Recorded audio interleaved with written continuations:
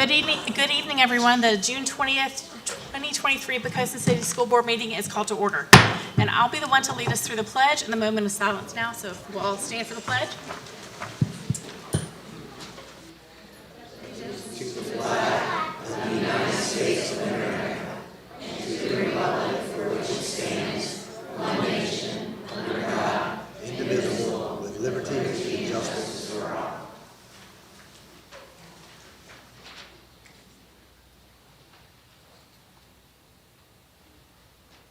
Okay, thank you. Ms. Firth, do we have any additions and/or modifications to tonight's agenda? No, ma'am. Thank you. All right, we are excited to have everybody here tonight for all the recognitions, because I know we have a slew out in the hallway. What we'll do is we'll do our new student representative, the Odyssey of the Mind, and then Odyssey of the Mind folks, once we recognize you all, y'all are free to go, and we'll get the other teams in here just to... It's great to have this problem tonight. So I will call up Ms. Kelly Purdy to introduce our new 2020-2024 student representative. Thank you, Chair Helsel, members of the board, community members, and colleagues. Today, the school board is excited to announce that they have elected a new student representative for the 2023-24 school year. Thatcher Fachevsky, yes, has always been an active member in school, earning high grades and being involved in the Student Council Association for multiple years. He also has played a leading role in the high school DECA Club by being a secretary and district president.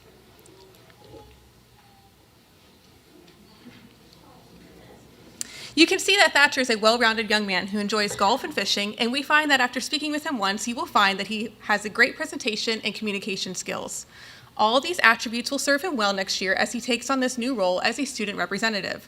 Please join me in welcoming Thatcher to the board for the 2023-24 school year.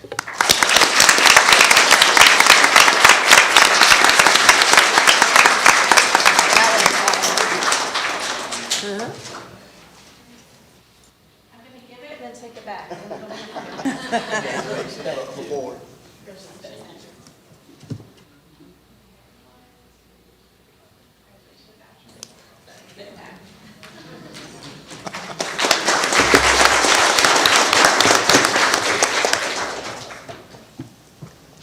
We would now like to recognize our Poquoson Odyssey of the Mind team members who placed first at both the regional and state competitions, earning them the honor to advance to the World Finals competition at Michigan State University, where they all placed in the top 10.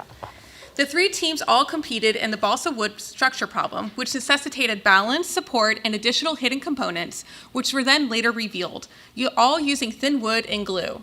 Additionally, components were required in performances which included a magician character, 2 magic acts, an additional character, and a poem about searching for something. Lastly, the teams competed in an unknown spontaneous session, which would have been anything from building a bridge or a tower with random materials in under 8 minutes, to creating an artistic representation of a teacher from random supplies and telling a story about their creation. The first team we would like to recognize is from Poquoson Elementary School, who finished first at the regional and state competitions, and then 8th place in the world competition. To help put this into perspective, our students competed against 43 teams from China, Mexico, South Korea, and Poland. The team put on an amazing performance about 2 scientists who traveled back in time when dinosaurs roamed the earth.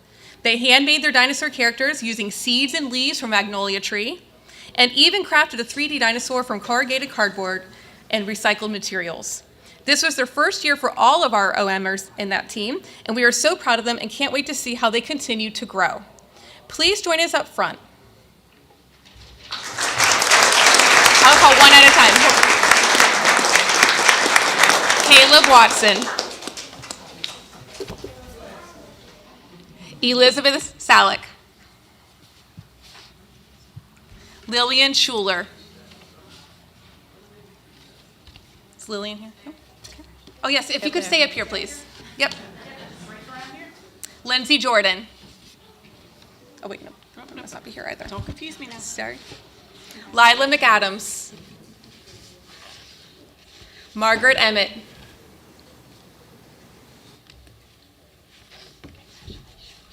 And their coach, Norman Remchuk.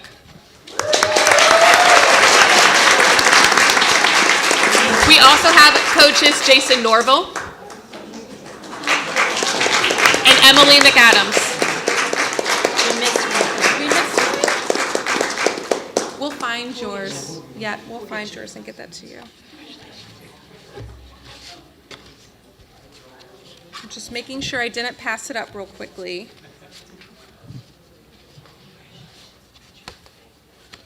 Oh, Bentley, here you go. I apologize.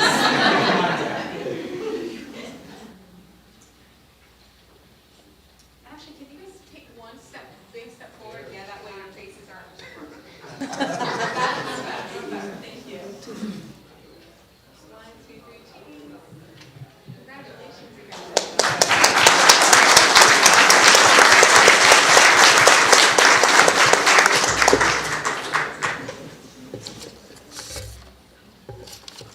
The middle school team also took first place in the regional and state levels. They had a fast-paced and funny performance with the McDonald's Meets Clues theme. Students handmade their costumes, including a fully recycled Ronald McDonald suit. I would have loved to have seen that. And they shaped their setting around Poquoson with a map of local interests and suspects for their whodunit murder board. They earned the highest score in the spontaneous competition and won 6th place in the weight of the balsa wood competition for their division. They ended their amazing journey with an amazing 2nd place finish at the OM World Finals, having competed against 46 other teams. I will read the names of the following, if you could please come forward. Andrew Wojawoda. Skylar Duckworth. Lena Newman. Liam Heldreth. Braden Heldreth. Jaden Ship.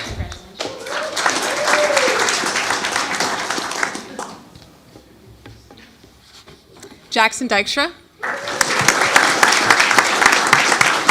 And again, their coach, Norm Remchuk. Along with Cassidy Larson. Cassidy here. And Troy Rojawoda.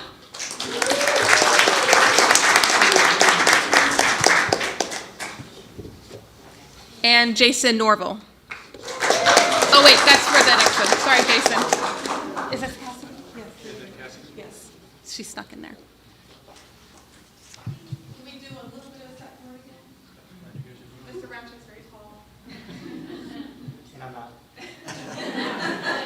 1, 2, 3.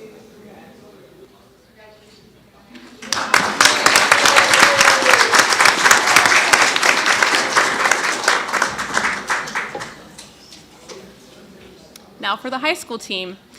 The high school team also put on an amazing performance. Their fast-paced Sesame Street meets Clue-themed skit included colorful and creative backdrops and were constantly flipping, rotating, and changing, portraying the characters running back and forth between different rooms. These fun, fluffy characters portrayed the respective team members both artistically and in a fun, energetic way.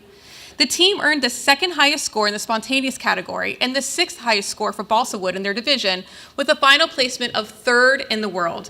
They competed against 35 other teams from around the world, to include teams from Singapore, South Korea, Hong Kong, and Poland. Jason Norville. Ethan Jordan. Emily McAdams.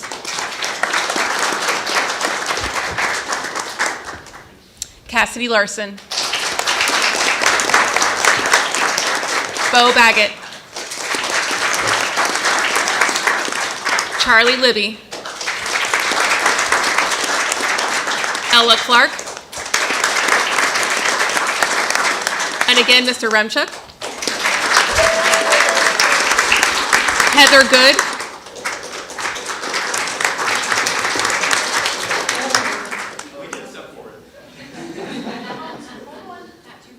Yeah, you're not the only tall one this much.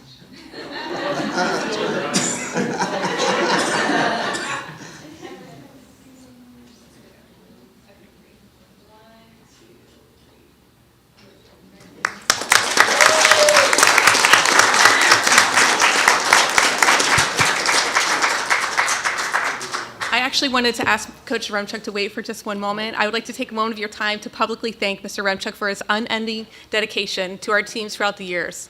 The amount of time and support he shows to our students is unmatched.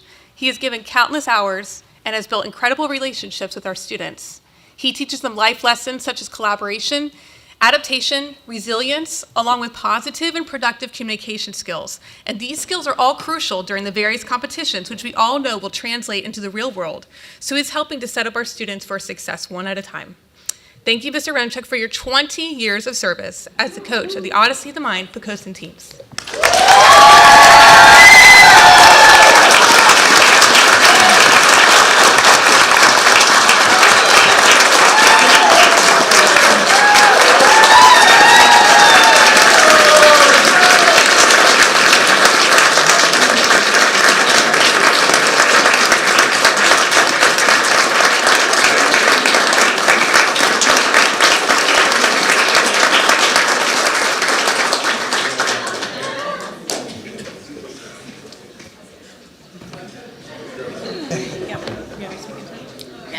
At this time, Odyssey of the Mind, amazing job, folks, and we'll get y'all to slip out. We'll get the sports folks to slip in.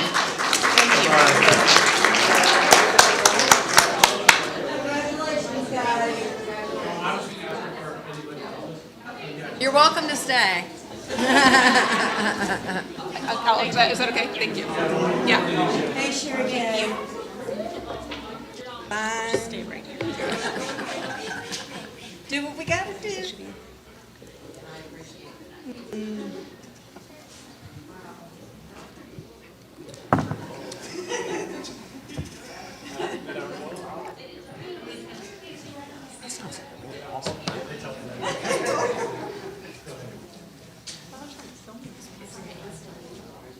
I know. But he asked, what is he? I mean, what's his background?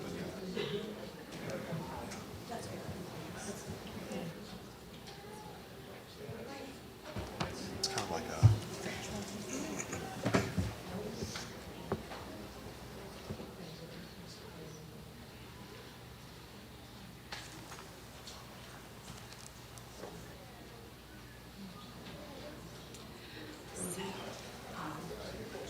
No, we have Robbie, okay.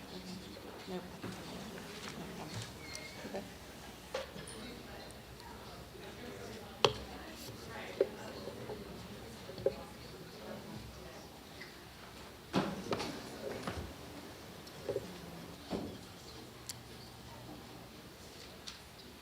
There's some chairs over here, too. You need them. Yeah, please come on in. It's okay. Yeah, there's chairs over there. Yep, yep, plenty.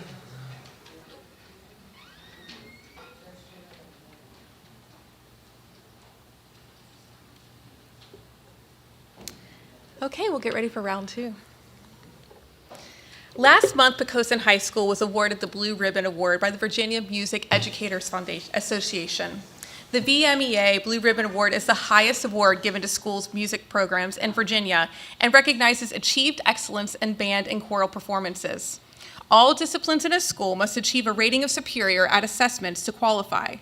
While Mrs. Wade and Mr. Sproul were recognized for this award at their end-of-year concerts, we would like to publicly thank them for building such incredible programs and opportunities for our students.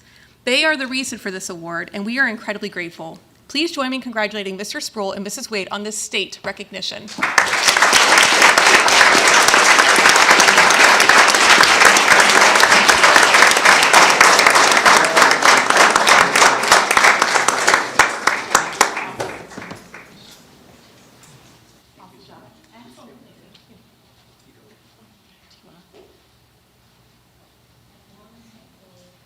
One step forward.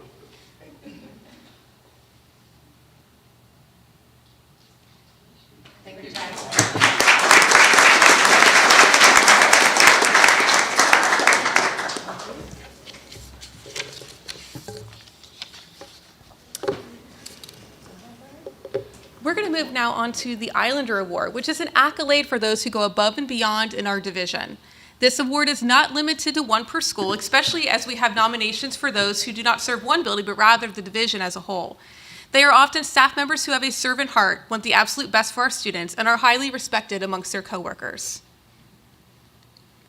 This is especially true of this year's PHS Islander Award recipient, who repeatedly volunteers and gives of himself for the betterment of others. He is creative with his ideas, offers suggestions, and then is the first to enact his out-of-the-box techniques to ensure that all students are learning. In the nomination letter, some calculations were done to quantify the amount of time this nominee has spent serving others past his regular duties. It was estimated that on average he puts in an extra 2.5 hours a day. Times that by 180 school days, times the 15 years that he's been with us, and you have an extra 6,750 hours.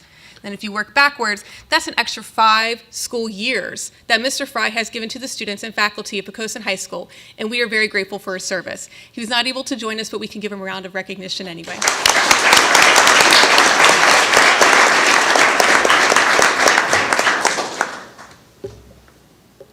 The first PMS recipient is quoted as being dedicated, hardworking, and innovative, who happily goes above and beyond daily. She regularly gives her planning time to assist when needed and offers behavioral support for students. She not only has supported but advocated for new projects in the building and was quick to offer ideas and help solve problems as those projects unfolded. She's also a team player for the building, and not only do you see her volunteering or to chaperone at dances and events, but you can also find her cleaning windows, hanging wall art, or anything else that is needed. Outside of these walls, she continues her professional growth in a myriad of ways and is an active member of the women's teacher organization, Delta Kappa Gamma, where she serves as the Secretary of Correspondence. Congratulations to Ms. Bessie Ferguson as being one of the 2023 Islander Award winners.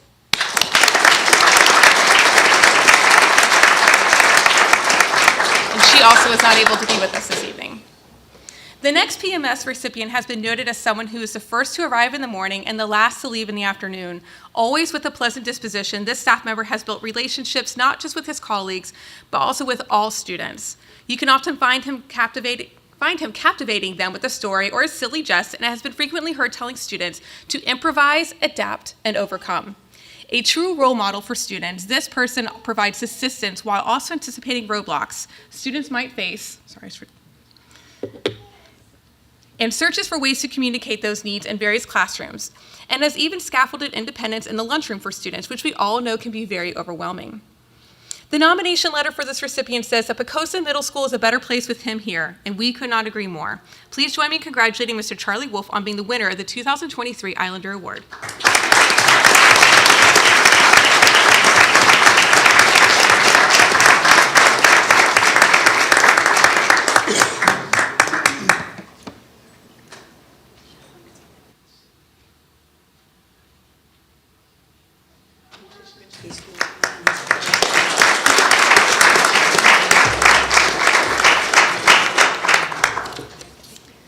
The PES award winner is one who has had an impact on the greater community, seeks the best for our students, and is highly respected amongst her colleagues. This person immediately began making a mark as soon as she joined the PES team. She wrote and received a PEF grant to reinstate a very worthwhile program at PES, and also helped provide additional opportunities for students through local competitions. It's almost a guarantee that you'll see her at any after-school event such as Arts and Culture Night, STEM Night, and Math Madness, as she readily volunteers and truly goes above and beyond her job description. She even brought in a new school pet for students to adore. We thank Mrs. Terry Wyndham for everything from the Battle of the Books to boosting morale on the Sunshine Committee. She truly is an asset to PCPS.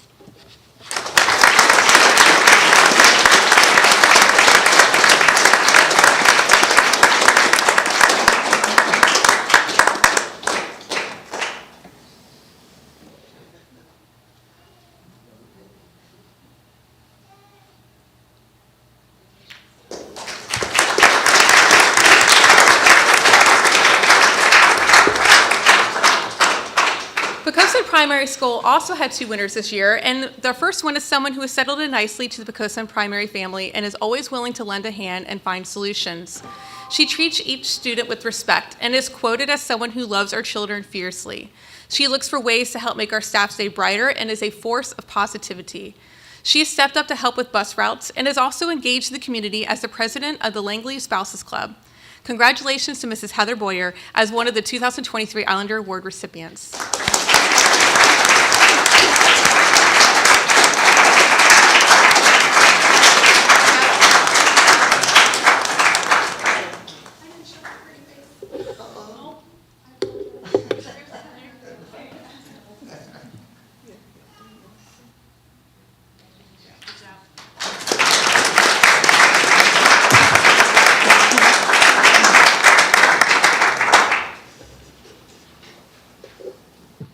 The next award winner is always looking for ways to not only support our students, but also our staff so that a greater impact can occur within the building. She makes materials for instructional intervention purposes at no cost to her teachers and does it without even thinking of herself and trying to recoup any money that we typically teachers will do. You can often find her at various events throughout the community and has served on many booster clubs for athletic teams. She has initiated programs in our schools to engage with the community and is always looking for ways to increase our students' literacy skills. You can't talk about literacy at Poquoson Primary without talking about Wendy Green. And for all these reasons and more, we congratulate her on also winning a 2023 Islander Award.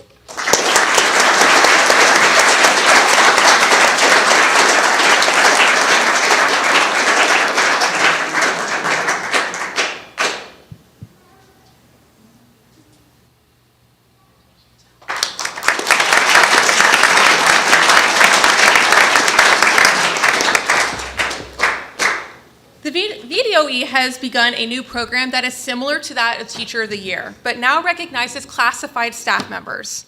Through our Islander Award process each year, the committee will evaluate those who are eligible and put forth a nomination for Poquoson schools. The VDOE will evaluate nominees based on work performance in school and community involvement, leadership and commitment, local support from coworkers, school administrators, etc., enhancement on classified school employees' images in the community and schools. This is our first year nominating someone for the RISE Award, and the committee selected Mr. Charlie Wolf from Poquoson Middle School. Congratulations, Mr. Wolf, on winning the Support Staff of the Year Award. Will you please join us again up front so that you can be recognized once again?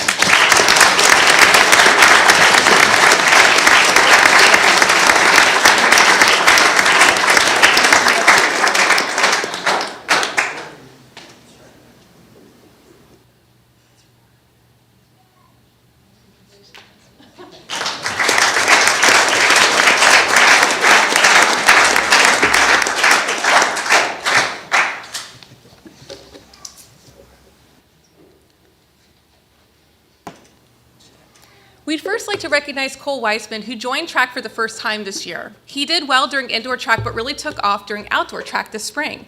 Only a sophomore, Cole took first place in the state championship, jumping 11 feet 6 inches. We are very impressed and can't wait to see what he does next. Please join me in congratulating Mr. Cole Weissman.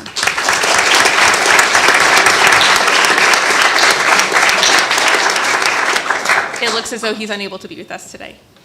Our next recognitions are veteran champion runners who continue to do very well at state competitions. Elizabeth Tran has earned her 4th solo championship as only a freshman and has set the school record for both the 1600 and 3200 meter. Please join me congratulating Miss Elizabeth Tran and being recognized for your accomplishments.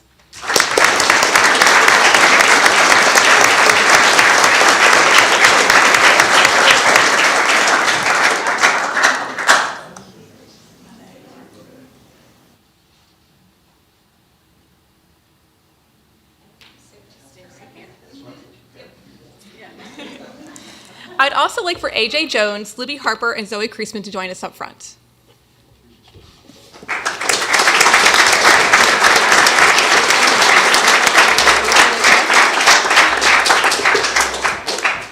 And this one is for Zoe. This relay team was back at it again this spring to defend their title as state champions for the winter indoor track season. While they might not have gotten first place, they did set a school record for the 4x800 meter relay at 10 minutes and 8.37 seconds, which is incredibly impressive. Miss Libby has graduated. We wish her the best of luck as she continues her next steps, and we also wish luck for the team in finding a replacement for her so they can continue to compete at the state level and show their Poquoson pride. Congratulations, ladies, on your amazing accomplishments.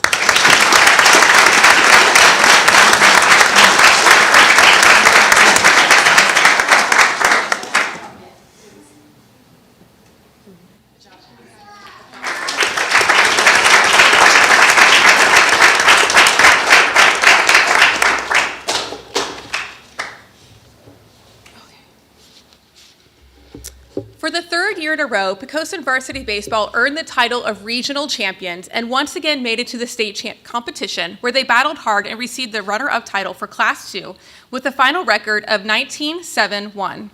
This was their 10th state tournament appearance since 2001 and their 3rd state runner-up finish, not to mention their other 3 state championships during that time as well.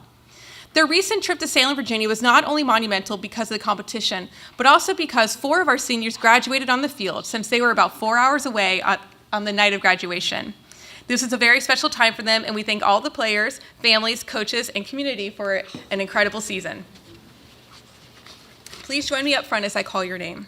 Kai Baker. TJ Check. Mason Dees. Max Fritz.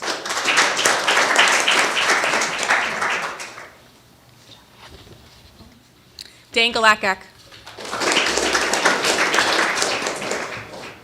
Baker Green. We had a lot who have already been on vacation since it's the summer season. Wyatt Helsel. Tyler Hornsby. Christian Leonard. Eli Monroe.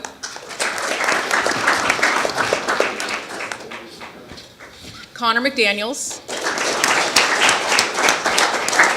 Tyler Martin. Lucas Power.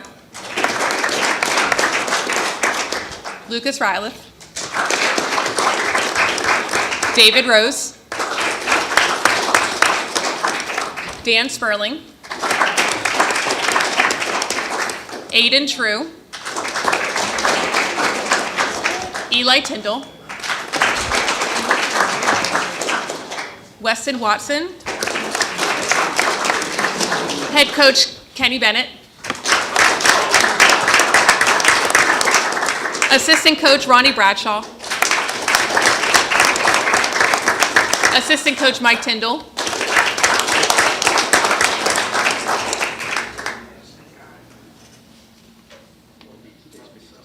One step forward, guys. Maybe two steps forward. A couple steps forward.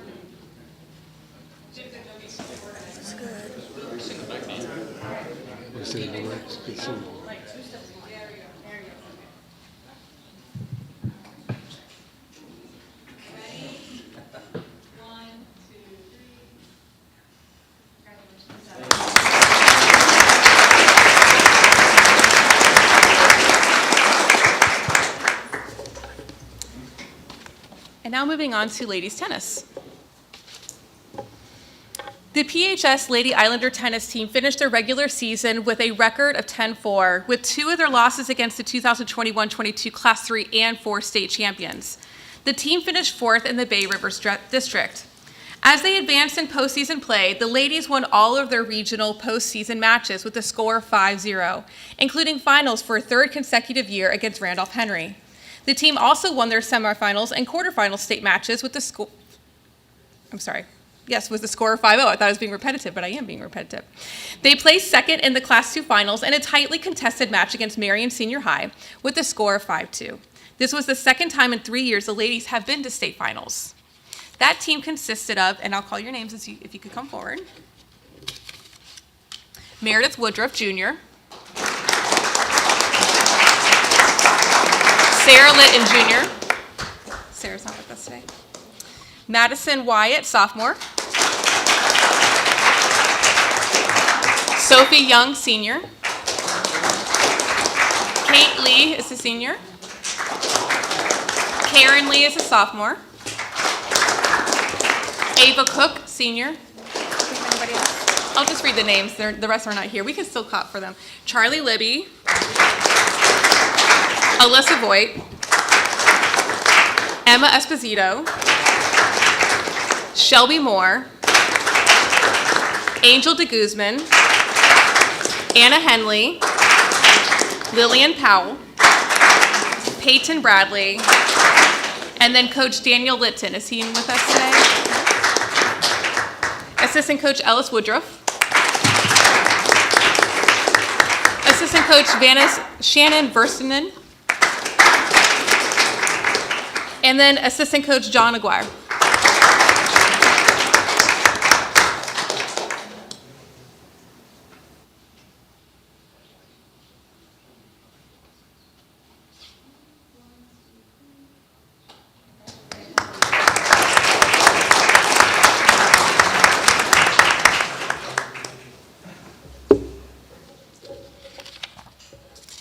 concludes our recognitions for the evening. Awesome. Thank you, Ms. Purdy. Wonderful job, everybody. And we understand completely if y'all want to slip out for a minute or two before we proceed with everything else. Good job, guys.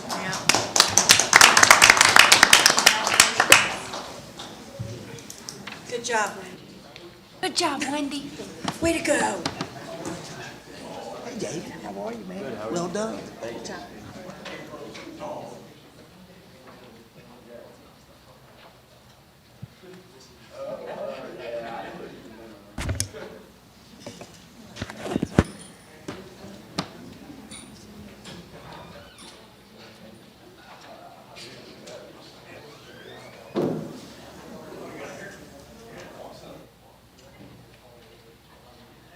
Okay, we will proceed on. Next up with our presentations and reports, we have Ms. Amber Brown with our instruction update, please.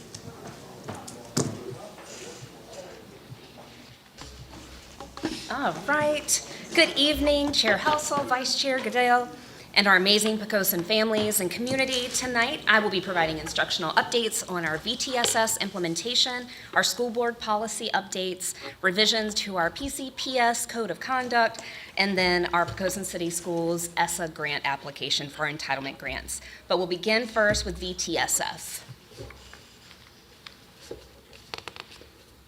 I think my smiler still hurts. All right, the Virginia Tiered System of Support is at the very heart of everything we do here at Poquoson Schools. It's the decision-making process, and it ensures that we have a systems approach based on student data that informs our whole instructional program and our school-wide practices. It's our model not only for strengthening instruction, but also providing increased support to our identified students. School leaders, along with our regional coaches, utilize two reflective tools to evaluate the effectiveness of our current practices and the supports that we provide. The District Capacity Assessment, or the DCA, assesses the division's ability to support building-level teams and identify needed resources and supports. This information drives our division-wide action plan and our building capacity to implement VTSS effectively and to support our schools. Our VTSS teams at our school level also have a reflective assessment. This is the Tiered Fidelity Inventory, or TFI. Coaches conduct visits at schools, and they interview different individuals within the school building to determine the extent to which schools are implementing our PBIS, or the Positive Behavior Interventions and Supports, with fidelity. Some of these examples may include walking through the hallways to see evidence of school-wide matrix, or asking students what the school expectations are at the school building. Our students at all levels did fantastic with that. So just a couple of grows and glows and the seeds we're planting for the future. Poquoson City Public Schools has a lot to be proud of. Based upon the results of our 22-23 TFI that we conducted in March, we've listed a few of these highlights. At the elementary level, our schools have focused on identifying and defining our problematic behaviors that are becoming more prevalent post-COVID in order to establish a multi-level systems of support for these students. A shared goal for both of our schools is to expand the current team to include more parental involvement, as well as making the referral process more accessible to parents and easier to get to. The glows, of course, continue at our secondary level. Poquoson Middle School has truly shown that they are all in with what we have talked about earlier, but our boutique when it comes to recognizing respect, responsibility, and resilience in our students. In addition, they've established an advanced tiers team to begin establishing Tier 2 and Tier 3 interventions for our students. Poquoson High School was also recognized for procedures created to ensure that all new and existing teachers have a school-wide Tier 1 written procedural approach to implement things consistently within their classrooms and within the building. They've provided ongoing staff development on social emotional learning and the impact of student trauma on learning and in communication. For our district capacity assessment, we look at overall our TFI and our DCA, and we determined that our goals will be to staff and to train 2 new division level coaches, which we have, Summer VTS trainings. In fact, some of our VTSF members are in Fredericksburg tonight receiving training on decision-making at division and school levels. Other trainings will be effective classroom systems, data-informed decision-making, diffusing disruptive behaviors, and the Advanced Tiers 101 model. We will also be strengthening our staff skills through our vector training throughout the summer. School board policy updates. Last week, we were very excited to receive our updates from our House and Senate bills that came along that will impact different policies, and I'll share a brief overview of these tonight. Access to school board records. This is our Virginia FOIA, Freedom of Information Act, regarding a posting fee, literally stating that staff time spent accessing or searching for requested records are charged by the quarter hour and will be assessed on the hourly rate of the staff member involved in the search. Rates of whatever that staff member making shall be to the other for quarterly hour will apply. This will be posted on our website once it's identified the exact amount, but it must be posted and shared with our community. 4-2.1, safety of school facilities. This is regarding our AEDs, or automated external defibrillators. The school board shall develop a plan for the placement, care, and use of our AEDs in every public elementary and secondary school in the school division. They must be placed in each of those schools, which we have. 4-2.2, our school crisis, emergency management, medical emergency response plans, and threat assessment teams. Basically comes down to three main points. One, new threat assessment team members complete initial assessment training once they are employed with us. Our existing threat assessment team members must have a refresher every 3 years, and our superintendent shall designate a division safety official to receive reports of certain arrests and convictions. I will let you know that in August, we already pre-planned with DCJS to have them come down and to train all of our threat assessment team members, so they will receive the 4-hour training that is being requested now. So we're ahead of the game. 4-4.1, our food service programs. This is regarding our back-to-school nights or times when our parents are coming in at the beginning of the school year, stating that we must notify and provide access to information about our free and reduced lunch applications. For students, an fillable free or reduced price meal application must be available to be completed on site at those events. And in addition to that, we must be able to provide that and send it home to our students as well, just ensuring our parents know and they have access to. 5-2.4, hiring, criminal background checks, and fingerprinting.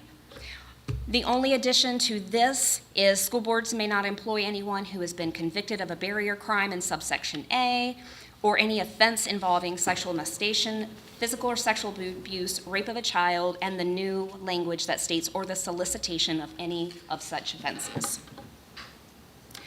5-4.3, licensed personnel or professional growth.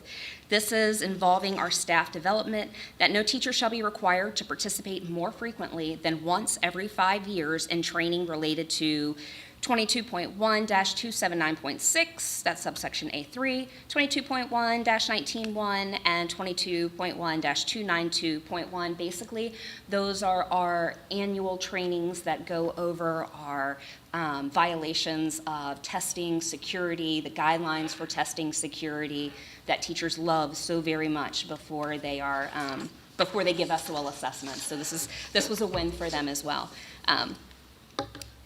Other policies that have been adjusted a wee bit is 5-8.3, Office of the Division Superintendent. Specifies that number 38, the division superintendent shall at least annually survey the school division to identify critical shortages of specialized student support positions as that term is described in subsection O. Right now, critical shortages for teachers are identified. Bus drivers, we are now adding to that the student support positions. 6-4.5, graduation and SOL requirements. For SOL tests and verified units of credit, the board shall provide teachers, parents, principals, and other school leaders with their students' results of SOL assessment and Virginia alternate assessment program assessments as soon as practical after the assessment is administered.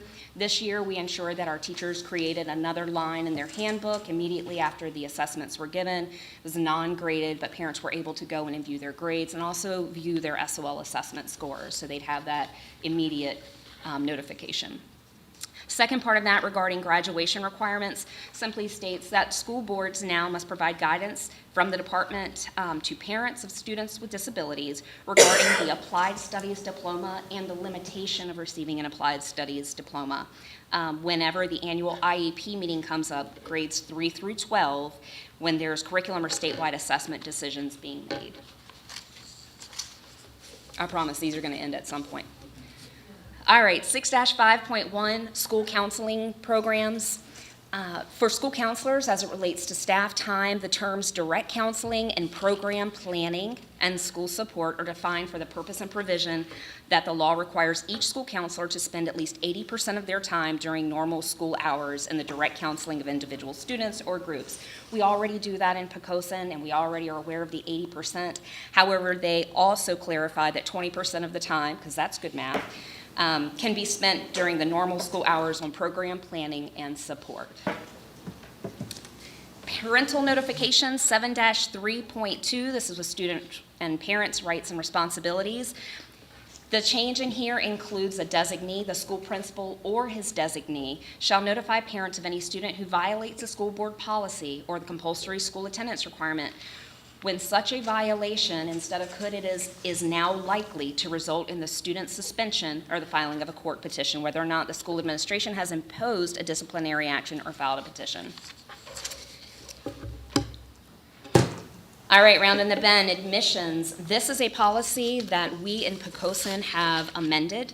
Looking around at other divisions, when we look at proof of residency, we're a little bit more lenient when it comes to Poquoson. What we've noticed after pulling the regional schools together, they're very similar in their requirements. And so we have changed our statement for proof of residency to state proof of residency must include 2 proofs of residence or address, a current lease agreement / mortgage statement, and a current utility bill. This can be electric, gas, water, sanitation that's dated within 30 days, showing the enrolling parent or legal guardian name. If the resident is presenting a Poquoson residency affidavit, it must be notarized. Before then, I think we had proofs of payments. They're in your reading file tonight, or proof of a paycheck or a telephone bill, and as we know, those can change very frequently. Policy 6-3.15, this is also a change that we have made regarding media release in our technology programs. This also impacts our code of conduct, so you will see that revision also in the code of conduct session. It basically states that photographs of students will be used in a celebratory manner to showcase instruction and achievements on official school social media and websites. If parents would like to refuse the use of student photographs on official school social media accounts and websites, parents or guardians must submit a written request to the office of the school the child attends, and it's acting as an opt-out policy for us.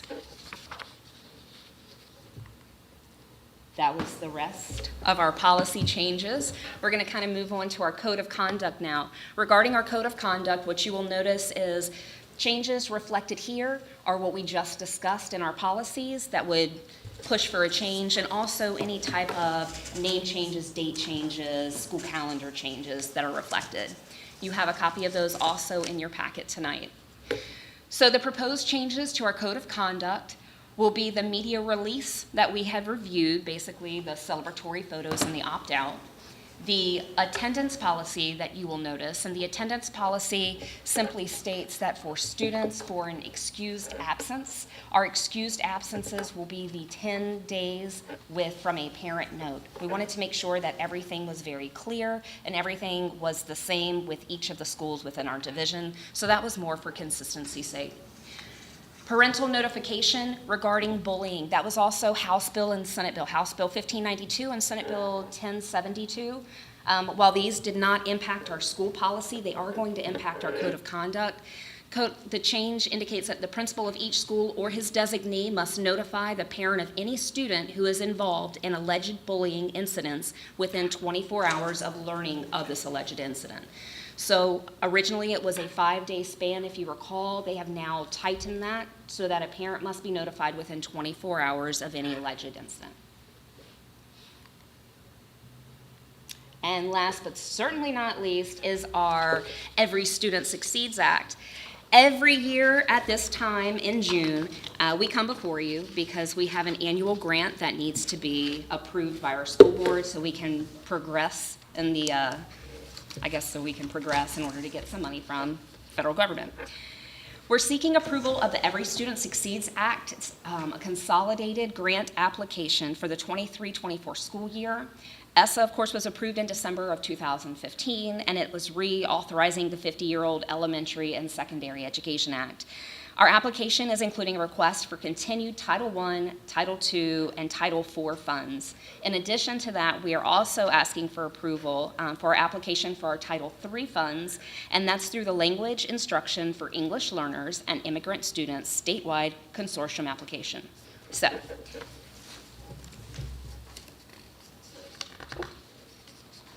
just a little overview for Title I through IV and how we're looking to use those grant funds. We're applying for the federal funds in the amounts of $125,816. School divisions in Virginia have been directed to utilize the same funding allocations as the 22-23 school year because they still have not been released to our school divisions. Funding received can be used towards personnel costs, instructional resources, professional learning opportunities, or other identified needs as outlined by each grant. Your approval tonight will move our application forward to the Virginia Department of Education for review.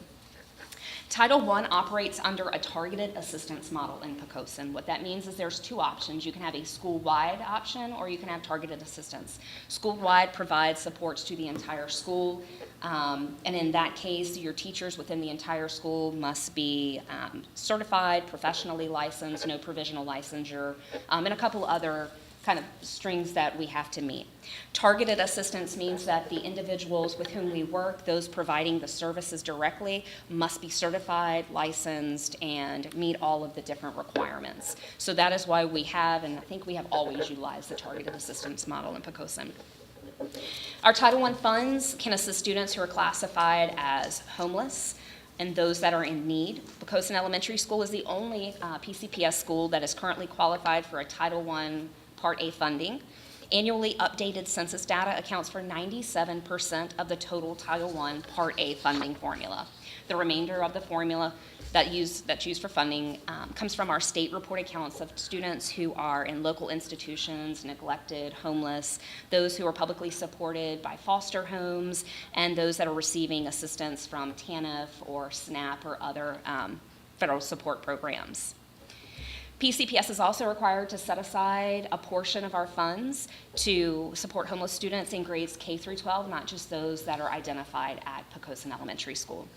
Our Title II Part A funds will be used to support costs associated with professional learning, both program coordination and training expenses, as well as costs related to teacher induction and mentorship to directly impact instructional practice, student achievement, and teacher retention. Title III allocations provide support to our English learners for English language acquisition, language enhancement, and academic achievement. Our funding will be used to support a part-time EL teacher who provides instructional support to our 10 EL students throughout the division, possibly more as the school year continues. Funds will also be used to administer and prepare for our access testing as well as parental engagement activities. And finally, our Title IV Part A funds focus on providing well-rounded educational opportunities, safe and healthy school environments, and effective use of technology. Title IV funds will be used for activities to further develop rigorous coursework, as well as STEAM programs that incorporate hands-on learning, problem-based and project-based assessments, and technology. And that concludes our instructional updates for tonight. Are there any questions that I can answer, any clarification to provide? Okay, so I have a question as far as the attendance policy.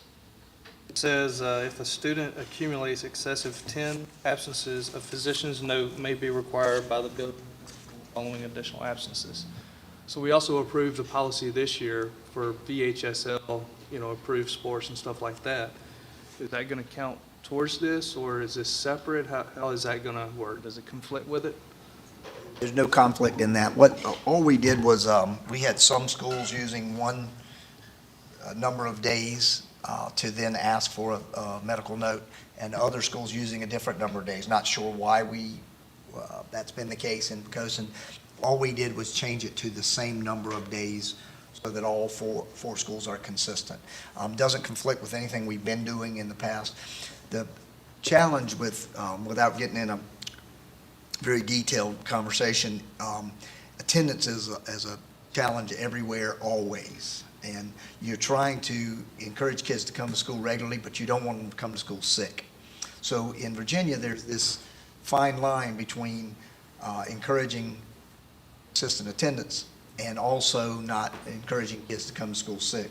So this gives the principals the authority to work with families when there is a legitimate illness.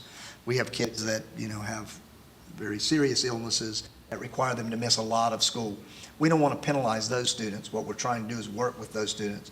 But then when kids are truant, not coming to school regularly, it authorizes the principal to get involved in that case very specifically, and then require a note in the event we believe this is not an illness.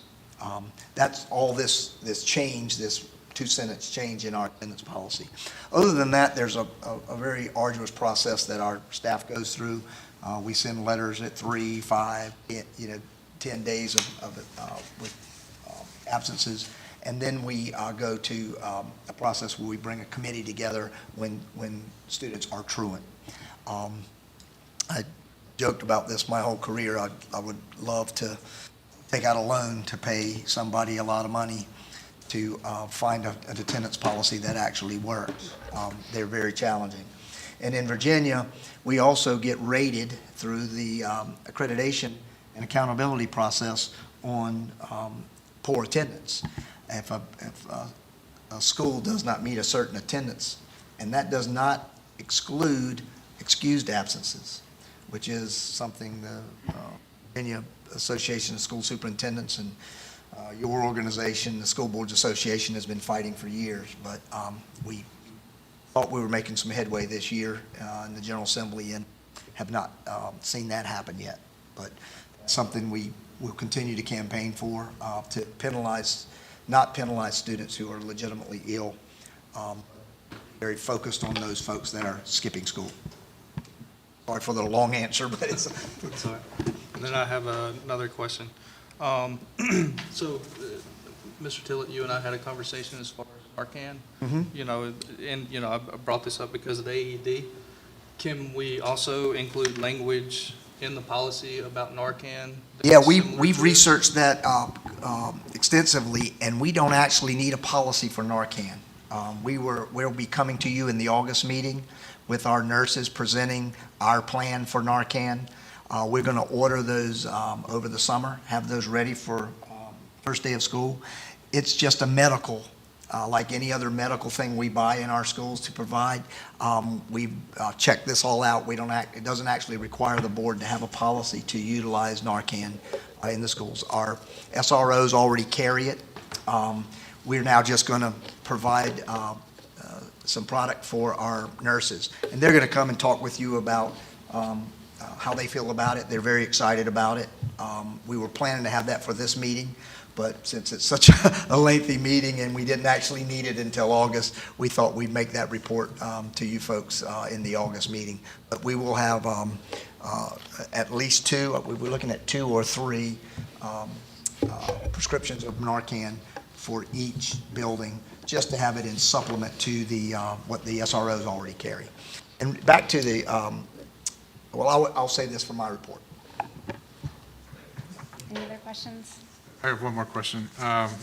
In the handbook or conduct guide, it's in our September meeting, we talked about reducing some of the class associated fees. I don't know how final this document is, but it didn't seem like any of those have reduce. I thought we went to the teachers and asked them to supply lists and all those things to reduce the fee burden to the parents and family. And this, oh, go ahead. No, this was September. This was- September 20th. I'll let you take that one. Yeah, that's a good catch. We have not edited that document. We can come back to you all in August and do that, and do an addendum to this, a fee chart. It does require that you all approve fees annually. What we'll do is just, if you want to make your motion to approve the code of conduct on items for consideration tonight,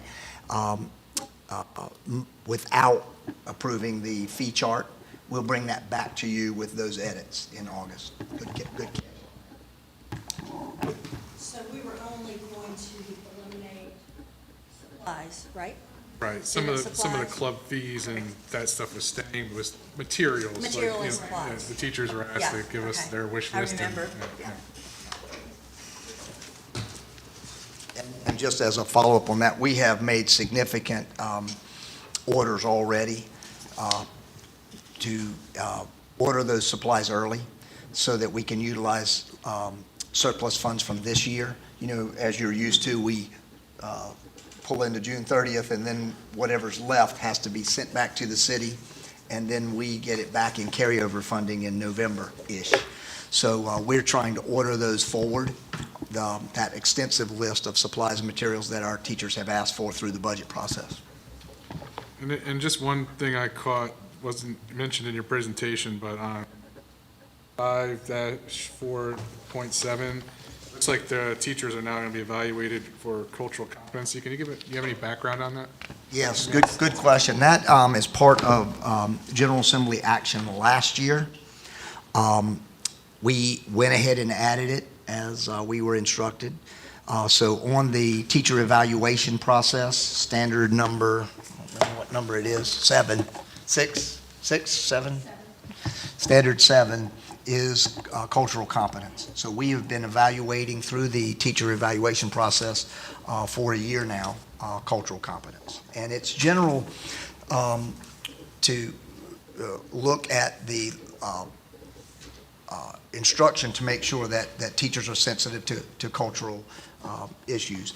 Looking at test questions to make sure they don't just use Tom and Susie, but they might use names of a variety of ethnicities.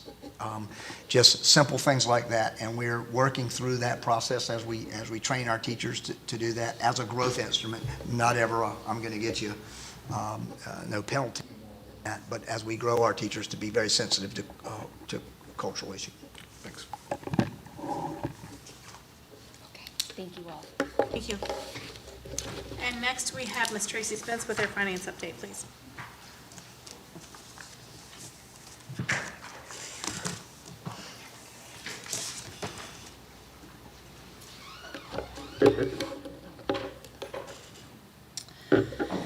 Good evening, Chair Hazel, members of the school board. For the finance report this evening, I would like to take this opportunity to review the annual listing of donations received by the schools over the past year. These donations are included in the agenda items at each school board meeting upon receipt, but this will give you an opportunity to see a full list of the donations received throughout the past year. You will find this list at your seat. Schools receive donations from a variety of sources, including individuals, churches, civic organizations, local businesses, parent-teachers organization, and the Poquoson Education Foundation.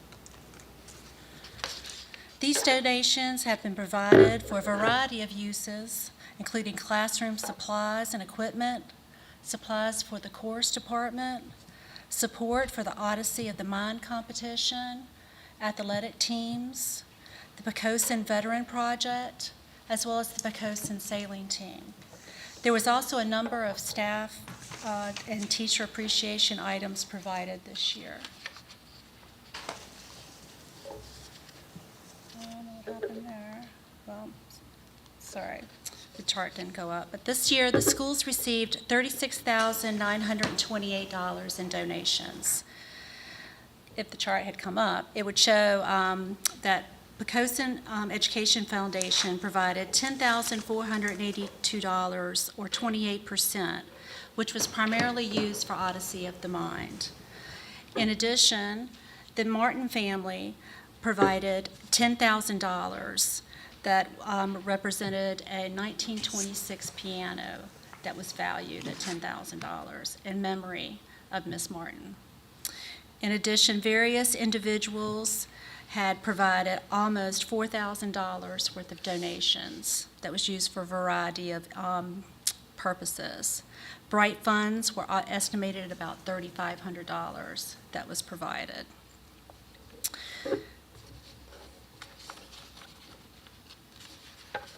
The total donations this year were significantly less than prior years, but we're very appreciative of them all. We want to thank all of those who provided these donations this year, as this will help our schools in so many ways. And this concludes my presentation. Apologize for the chart. That's all. Any questions? But you do have the list at your chair. Any questions?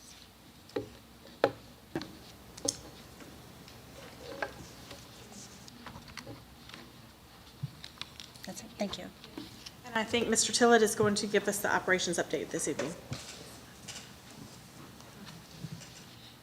Thank you, Madam Chair, members of the board, and Poquoson community. Dr. Ratliff couldn't be with us this evening, so I'm going to be the spare tire and fill in and do the operations update. This is one I'm very excited about.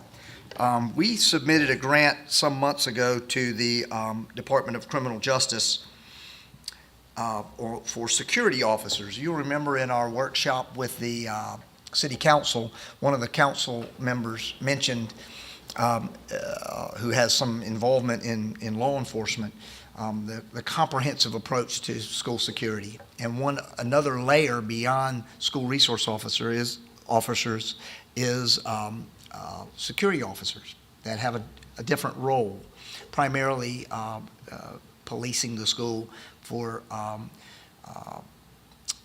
doorways, windows ajar, surveillance cameras inspection. And anyway, we applied for this grant and found out very recently that we received it. It does require your approval, and it is on the agenda tonight as an item for consideration. It's a comprehensive grant over 4 years. It's almost $800,000. It does require matching funds from the city, and we've been working with the city manager in support of this. We will be proposing, if it meets your approval tonight, to use carryover funding for next year's portion of the local match, and then include it in our budget for the 3 years following in continuing this.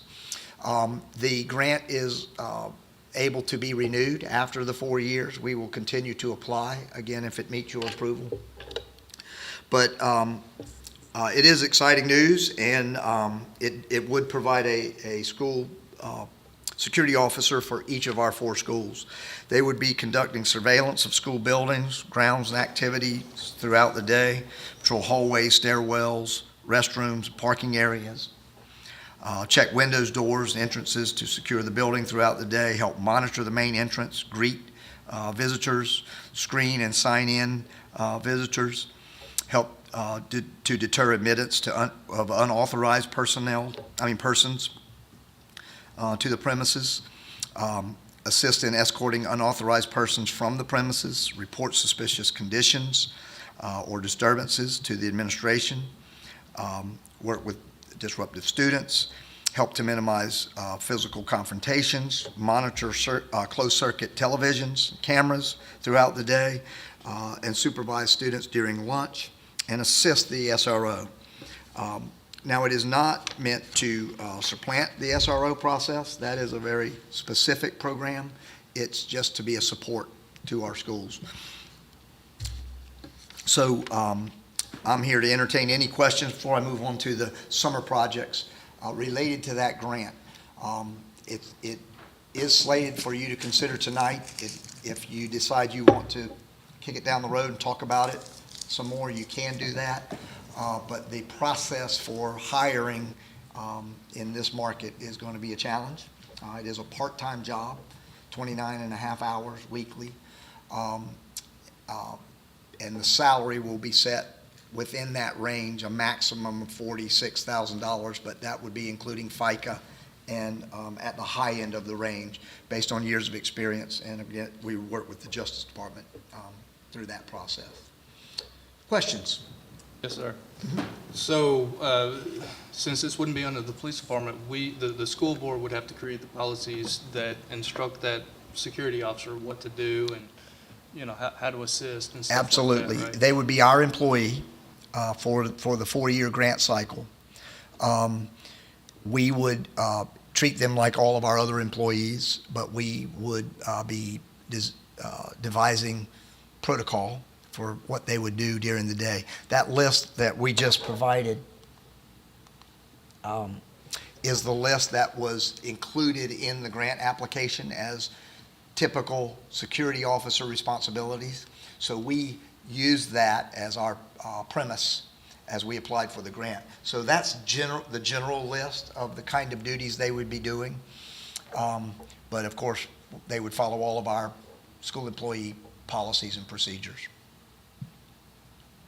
So that's only for 3 years? It's a 4-year grant. For your grant, what happens after that runs Yeah, we out? would apply to continue the grant. It is renewable if the program is working and we're happy with it. The employees would be aware, we would advertise that this is a grant-funded position and would be subject to grant funding moving forward. We have several positions similar that are grant-funded that we continue to apply for. The largest is the DODEA grant that we'll know about early fall. Over $500,000 of September 30th. Our fingers are crossed for that grant as well. We're continuing to apply for grants in all areas, and this is through the operations side, one that looked promising, and again, we were just notified last week that we were accepted.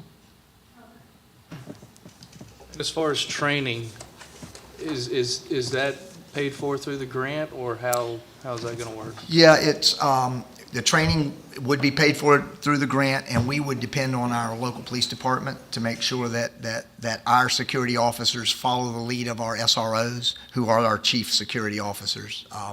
They would be the leaders through the process. Other questions?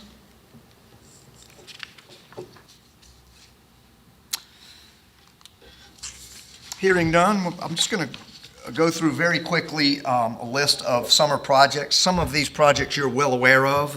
The first project, of course, is one we've been working on for some time.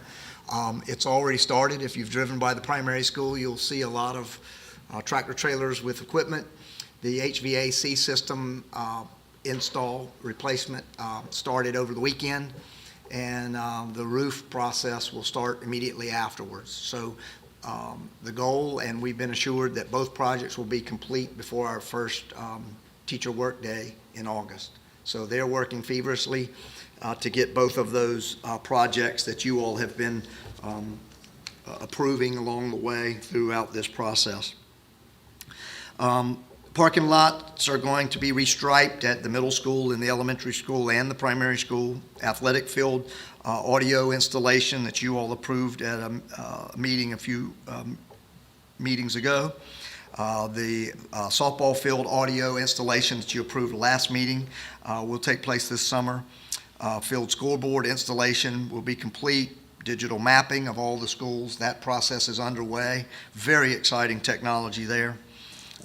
The AEDs that you all approved also in our last meeting, in addition to what the state requires now and that we have had for many, many years, one in each school, we're adding a second AED to each school in the athletic areas in the secondary schools, and we also have the portable AED that our athletic trainer carries. So we're well equipped, and we'll continue that process to add AEDs where we find areas of need.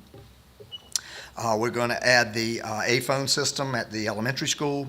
That'll complete all 4 schools having that same entry process with that technology. Library blinds installation at the primary school. The high school gym floor will be refinished. The middle school and elementary school gym floor screening and recoding. Those process we do every year or every other year, but the work that will happen at the high school is pretty significant. We're going to take it down to the wood and rebuild.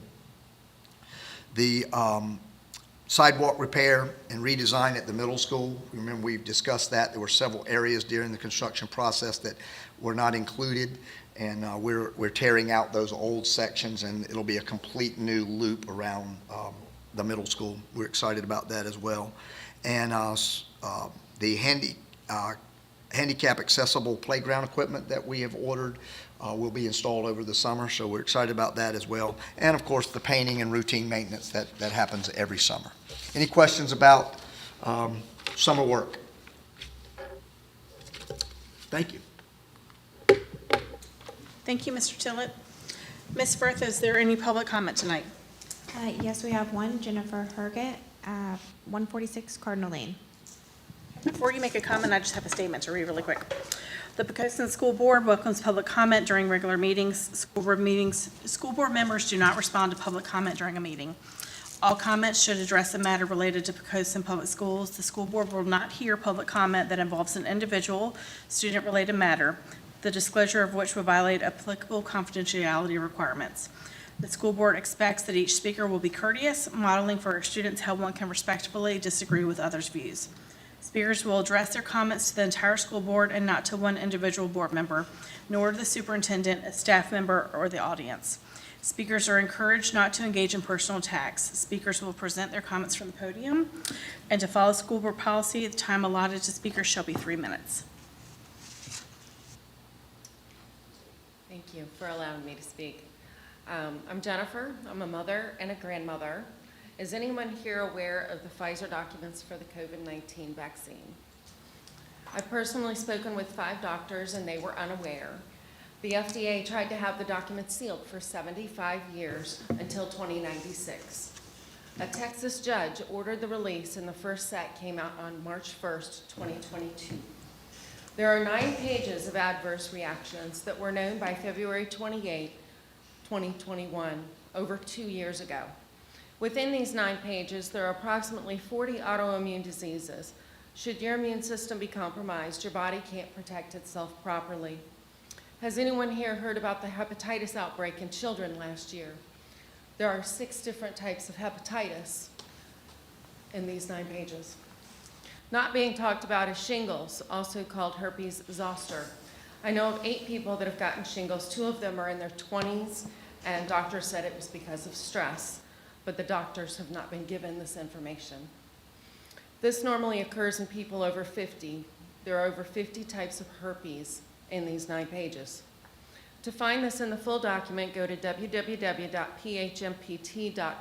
click on Documents, type in the search bar 5.3.6. For the adverse reactions, go to pages 30 to 38, but please note, these are only the side effects that were known as of February 28, 2021. The CDC had to be sued twice to release their own vSafe data. Out of approximately 10 million vSafe users, over 7.7% had a health event requiring medical attention, emergency room intervention, and/or hospitalization. And another 25%, 1.2 million, were unable to perform normal activities. Moderna also needed a lawsuit to release their data. The data is expected to be released in July of 2023. I believe it is important that the school board superintendent, and especially parents, are aware that the Virginia Department of Health is recommending the COVID-19 vaccine for children down to 6 months of age. It is important that our community leaders keep people informed, being that the media is not giving us the information. I'm a strong supporter of informed consent. I hope that this school board will help educate parents about this information. Again, our government and media are not educating the public, so it's left up to we the people. I have additional information. I'm going to leave it here. anyone here would like some of what I've given you all for an email. I would like to also add that I am working with the Virginia Medical Freedom Alliance, and you have my permission to share the information that I emailed you. You also have my permission to share my name, my phone number, and my email address for Ms. anyone that Herget, has you've reached your concerns. 3-minute limit. If they have concerns about informed consent or a potential vaccine injury. Thank you very much. We appreciate your comments. Can I put this on record?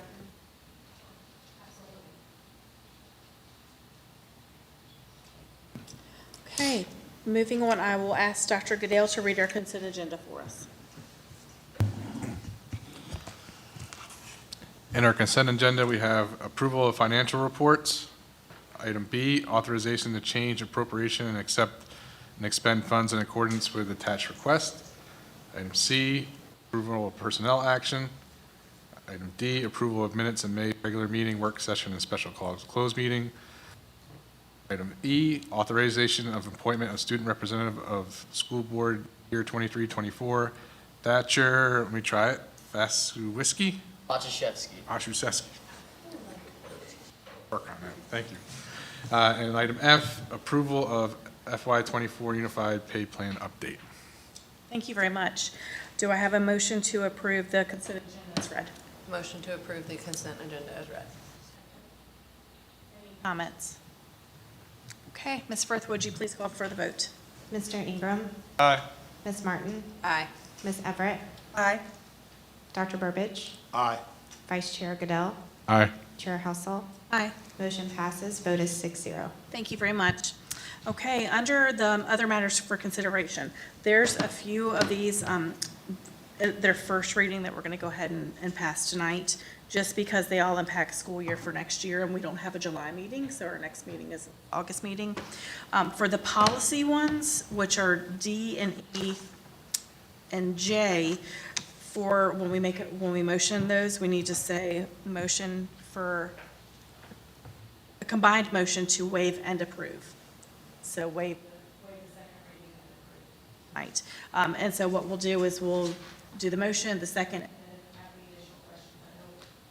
Brown talked about a lot of these when she presented earlier, but if we have any additional questions, move things along that way. We were trying to give the board a break for July. Any? Did you say E, E? D and J. J. All of those, the policy readings, we need to do a combined motion to waive and approve. So waive the second reading and approve tonight. Okay, so the first one is the A, consideration of approval of appointment of clerk and deputy clerk of the board. And this, I just need a motion and a second. Motion to approve the consideration of approval of clerk and deputy clerk of the board. Second. Okay, Ms. Firth, would you please call for the vote? Mr. Ingram. Aye. Ms. Martin. Aye. Ms. Everett. Aye. Dr. Burbidge. Aye. Vice Chair Goodell. Aye. Chair Hessel. Aye. Motion passes. Vote is 6-0. Thank you. Next is item B, consideration of approval of regular school board meeting dates and times for 2023 to 2024, and I believe we talked about these last month, and the files attached. I need a motion and a second on this one. I make a motion for consideration of approval of regular school board meeting dates and times for the 2023-2024. Do I have a second? Second. Second was Ms. Martin. Any comment? Okay, Ms. Firth, would you please call for the vote? Mr. Ingram. Aye. Ms. Martin. Aye. Ms. Everett. Aye. Dr. Burbidge. Aye. Vice Chair Goodell. Aye. Chair Hessel. Aye. Motion passes. Vote is 6-0. Thank you. The next one, we'll probably need to make a little addendum as we do the motion, but it's the consideration of approval of student handbook and code of conduct for 2023-2024 without approving the fee charts which are going to be amended next month or at the August meeting. So if you'll word the motion that way, whoever would like to make a motion for that. I motion to approve the student handbook and code of conduct for the 23-24 school year with the provision that we revisit the school fees in our August meeting. Perfect, thank you. Do Have a second? Second. Thank you, Ms. Martin. Any questions, comments? Okay, Ms. Firth, would you please call for the vote? Mr. Ingram, Aye. Ms. Martin, Aye. Ms. Everett, Aye. Dr. Burbidge, Aye. Vice Chair Goodell, Aye. Chair Hustle. Aye. Motion passes, vote is 6-0. Thank you. Item D, consideration of approval of update to policy 6-3.15, the technology programs. Again, this one is the one that Ms. Brown discussed, that we do need to have a combined motion to waive second reading and approve tonight. Motion to approve the update to policy 6-3.15 technology programs with a combined motion, I should have said. correct? Waiving of- With waiving the second reading and approving tonight. Have a second? Thank you. Any additional comments, questions? Okay. Ms. Firth, would you please call the vote? Mr. Ingram, Aye. Ms. Martin, Aye. Ms. Everett, Aye. Dr. Burbidge, Aye. Vice Chair Goodell, Aye. Chair Hustle. Aye. Motion passes, vote is 6-0. Thank you. Next is item E, consideration of approval of update to policy 7-2.2, admissions. Again, Ms. Brown discussed this one, and we also need for this one a combined motion to waive the second reading and approve it tonight. Would someone like to make a motion? I make a combined motion to update policy 7-2.2 admissions to waive the second reading and approve. Thank you. Do I have a second? Second? Any comments or questions about this one? Okay. Ms. Firth, would you please call for the vote? Mr. Ingram, Aye. Ms. Martin, Aye. Ms. Everett, Aye. Dr. Burbidge, Aye. Vice Chair Goodell, Aye. Chair Hustle. Aye. Motion passes, vote is 6-0. Thank you. Item F, consideration of approval of the 2023-2024 ESSA grant application. Again, this was discussed by Ms. Brown earlier. Do I have a motion to approve? Okay, I'll make a motion to consider approval of the 2023-2024 ESSA grant applications. Thank you. Do I have a second? Second. Okay. Any comments, questions? Okay, Ms. Firth, would you please call for the vote? Mr. Ingram, Aye. Ms. Martin, Aye. Ms. Everett, Aye. Dr. Burbidge, Aye. Vice Chair Goodell, Aye. Chair Hustle. Aye. Motion passes, vote is 6-0. Thank you. Next is consideration of approval to authorize the superintendent to sign a contract for athletic training services. Do I have a motion to approve? I'll move to approve the authorization that the superintendent can sign a contract for the athletic training services. Do I have a second? I second. Dr. Burbidge, second. I do have a question about this, Mr. Tillett. Who did this end up going with? The last day for the bids, proposals was today, so we'll open those tomorrow and award the contract to the appropriate bid. I'm not certain how many we have received. Tracy, do you recall? Two proposals. The current contract, just for an update for the board, we've been told they would not bid, which is unusual.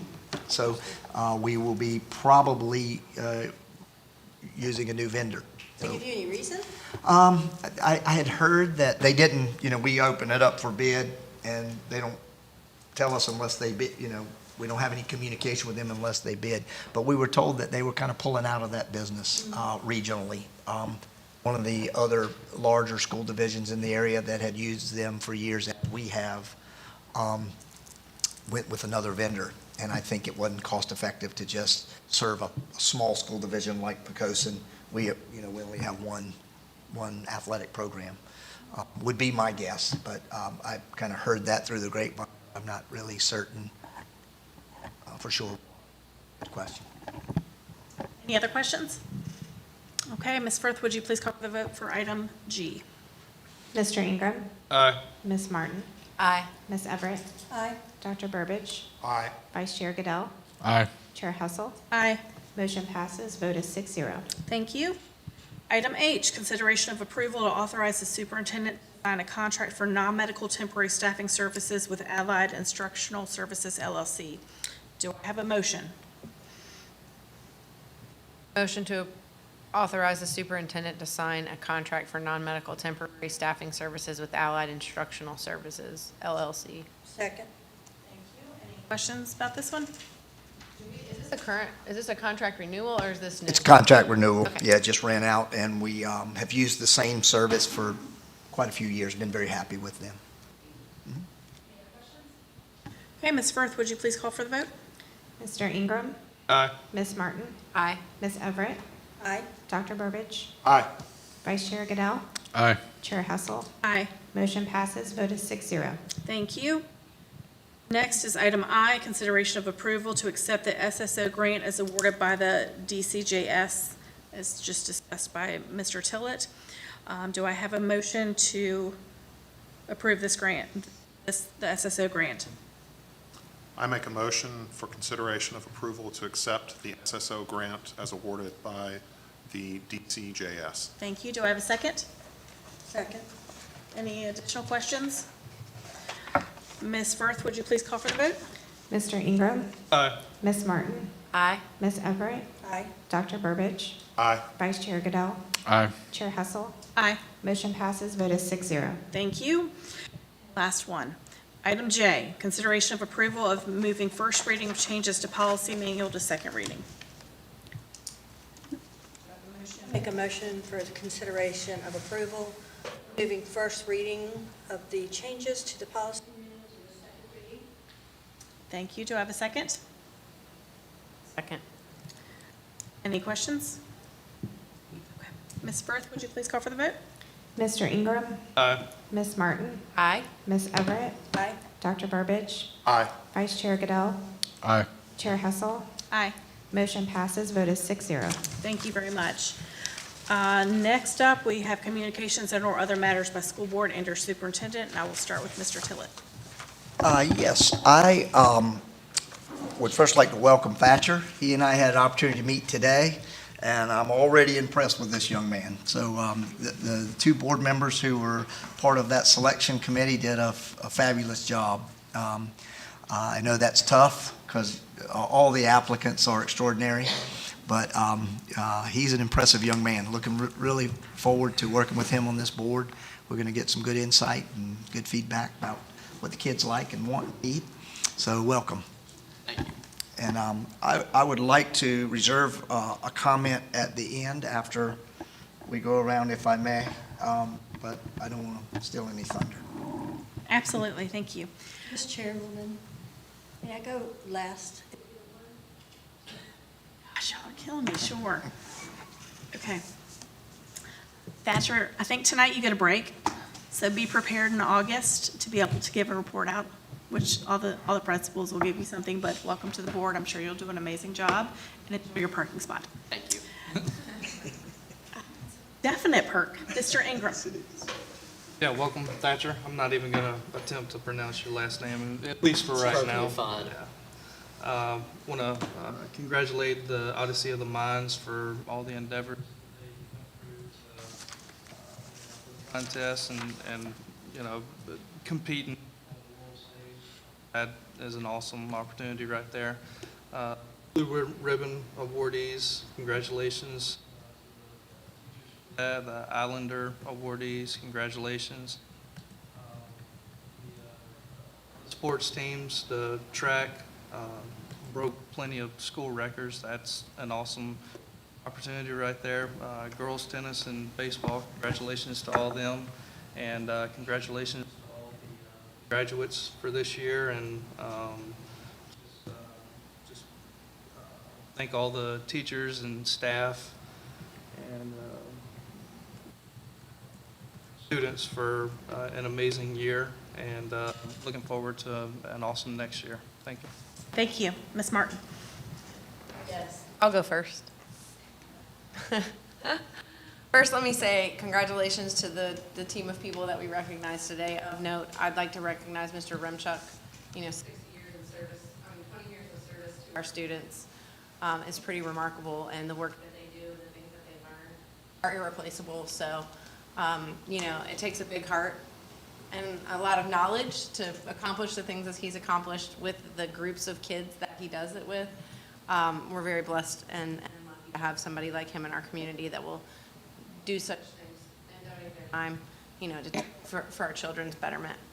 I think I'd like to recognize Ms. Brown and the team for the ESSA grant. I think, that's great work, and we appreciate that. We need that. Same for the SSO grant. Without those things, we wouldn't be who we are and where we are. So, great work, team. Thank you for a great school year, keeping our kids safe, and really rising to the occasion. I think, lastly, and in closing, I'd like to say to Christy, thank you for your service, Madam Chair.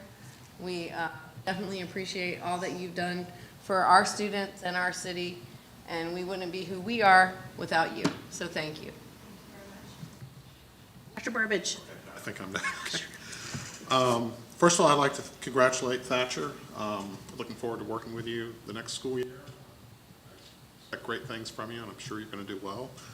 I'd really like to congratulate the Odyssey of the Mind teams. That's phenomenal that they were competing at the international level and placed as high as they did. That speaks volumes to the great students we have here in Poquoson. I'd also like to thank the Blue Ribbon Awards winner, our music program. The Island Award winners, those folks do great work throughout our school system. I'd like to congratulate them as well. Our sports teams did great in the spring season. Congratulations to the track team, women's tennis team, and the baseball team. And lastly, I want to thank Chairwoman Helsel for all the hard work and the great mentoring you've provided. Thank you. Dr. Goodale. Just want to echo many of those sentiments. Welcome Thatcher, Odyssey of the Mind, all the awards. Also wanted to thank all the donors who are donating money and time and effort to our schools. Those are important to keep programs going. Also wanted to thank the teachers and parents and administrators for another great school year. That we saw some of that policy about those SOL scores being out. I got to hear about all the 3rd and 6th graders' SOL scores as they were comparing them, but at least they were good. So I think there's going to be some good news coming up in the summer when we review that stuff. So, but another great school year, and again, thanks, Christy, for your chair and your service. And I'll still be, we'll still be bothering you with texts or emails to get in the mayor's ear, whatever we need to do. So, you're not done yet. Y'all know how to find me.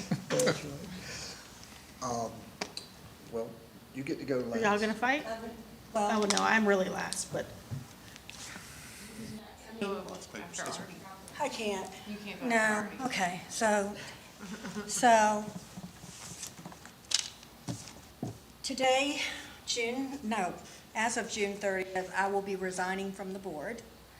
I'm looking at a new opportunity, and I'm excited about it. First and foremost, I want to thank the mayor and city council for having enough,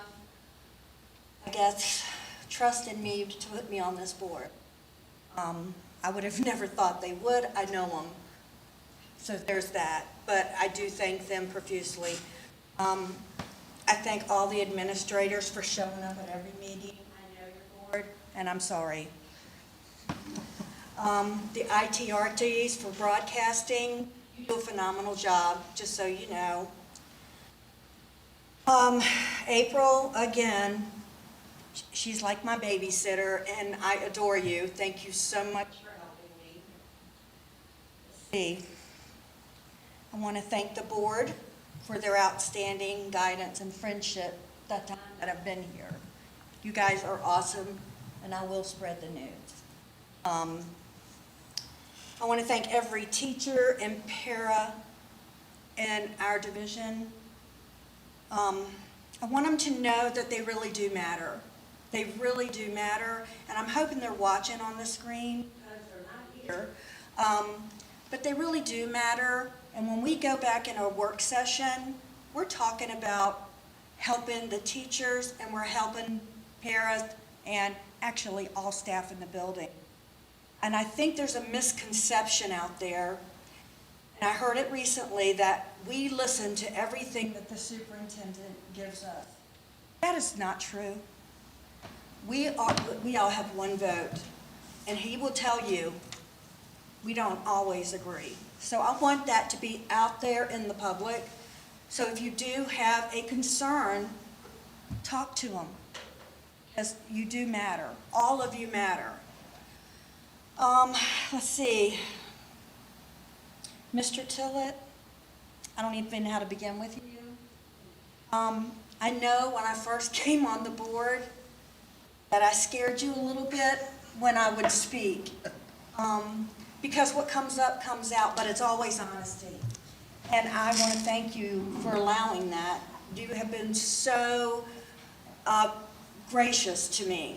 And I do appreciate it, because now we laugh about it, but I'm like, oh my God, he thinks I'm a nut. And I am, but I'm a fun one, okay?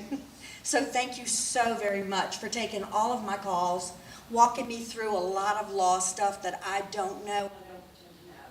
Thank you. Christy, you're beautiful, number one. You did a beautiful job on this board. People in this community absolutely adore you. I adore you. I consider you my friend now, and I hope that any dream that you're dreaming right now comes true for you. You've done your time. Thank you. And then we go to Amber. I have to turn sideways, Amber, I'm sorry. I don't want to leave people out, because you guys mean a lot to me, honest to God. I love education. Amber, I don't know you that well, but baby, you came in here like a firecracker. That's my kind of girl. So keep that up. Keep it up. And then I wish Brandon was here. He's not, but maybe he'll watch a rerun. Because I got more. Oh, gosh. I wanted to let him know that I firmly believe that the middle school got done in time, and the kids got in that school because of Brandon Ratliff. Now, I'm not saying you didn't have anything to do with it, because you're the boss. But that man worked day and night, and he needs all of the accolades he can get. And he gets them from me. Trust me. Big time. He walked me through that building, and he knew every inch of what was going on.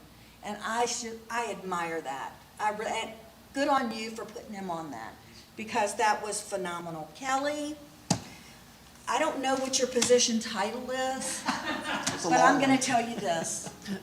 I consider you Mr. Tillett's assistant. Just say that. Your work is amazing. The way you handle it, and then the stuff you put online, it truly, I don't know how you have time for it. And you know that I've always loved you. I still do. Now I can love you as my friend again. And I think, let me read over there. Oh, our children and the teachers. I just want the kids, or if the parents are watching, I want the kids to know they're safe. They are very safe. We work endlessly on keeping these children safe. Now, when a kid's in the classroom and maybe a disturbance, you can't have Mr. Tillett running over every 5 minutes. But we're working on it. We're trying to make this right. So your job with those specific, and it's not many, with those children is easier. And actually, you're going to make a difference in their lives once we get the blocks in place, I want to say. So don't give up. Please don't give up, because you're very important. And again, just thank you to everybody that's helped me on this board. I so appreciate it. All right. You sure that's all? But unless you want me to go more. Right to speak again. I will not make anybody cry, I promise. But I just wanted to wait until Sissy had the opportunity to announce that she's not going to continue on the board. I learned about this several months ago, and I have been really saddened by it. on a lot of levels. You do like me. I do like you a lot. So first, I just want to say that, as if you all don't know it already, and the folks at home who've heard Miss Everett speak, everything she says it comes from very deep in her heart and soul. And that's the kind of people you want fighting for kids and teachers. And I realized that very early on. Yeah, I got a little nervous, not knowing exactly what she was going to say. But then I figured it out. It doesn't matter what she says because it comes from the right place. And everybody knows that. I don't spend too many days running into folks in the buildings and I don't hear really good comments about you personally and your work that you do and have done for many years with the schools. And we'll talk further about that. But I just want you to know personally how much I appreciate you and your time on the board. Now I'm going to shift gears and talk a little bit about our chair. She was here with the board that hired me, and there's always a special place in my heart for those people who took a chance on me, this crazy kid from North Carolina. As Mr. Ingram, he was also on the board that hired me, and the board has changed somewhat. What I have said to everybody that asks me anything or I have an opportunity to talk about this board is, although everybody doesn't agree, there's sometimes we get in there and a lot of discussion, passionate discussion, especially in our work sessions. But that's all healthy because I can say this without any trepidation. Every board member in Poquoson that I've worked with, including those here, and most especially Ms. Helsel, because I've gotten the opportunity to work very closely with her as a chair, is totally focused on what's good for children. And when that's your compass, the thing that points you in that direction in every decision you make, it's okay that we don't all agree, because what's good for kids can be a debatable thing. And we've learned that through COVID when we were talking about mask and distance and vaccinations and everything else, through all the other challenging decisions we've made as a group. But I know this is long, but I just want each of you to know, and especially with your leadership, Poquoson is a better place and our kids are better off because of your leadership, and I appreciate it very, very much. Thank you. That's right. Thank you. Y'all are gonna make me cry, gosh. Oh, not already.